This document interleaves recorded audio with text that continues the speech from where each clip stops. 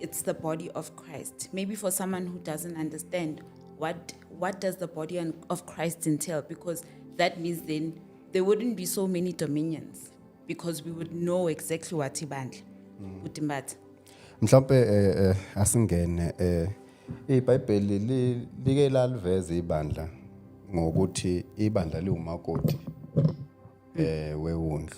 Mhlawumbe ungena ngaleyo engel ukuthi an ultimate goal kaNkulunkulu was to extend his king dominion to umuntu or to emhlabeni through umuntu, and then extending leyo dominion njengoba uShabanga bekasho nje ukuthi uku-extenda leyo dominion, then uNkulunkulu ke usebenzise umzimba ukuthi ukwazi ukuthi uChrist a-operate la emhlabeni.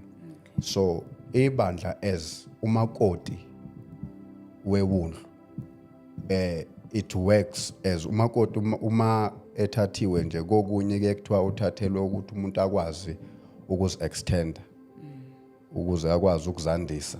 So ibandla ukuze uNkulunkulu ikingdom yakhe yande, ibandla yilo elimile njengokuthi uNkulunkulu usebenzisa lona ukuthi emhlabeni ukugcwale ikingdom.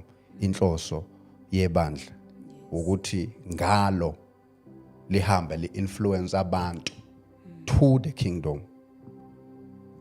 Ngebandla or abantu esithi bayibandla noma basebandleni, they have to ukuthi ba-influence abantu babazise ngombuso kaNkulunkulu.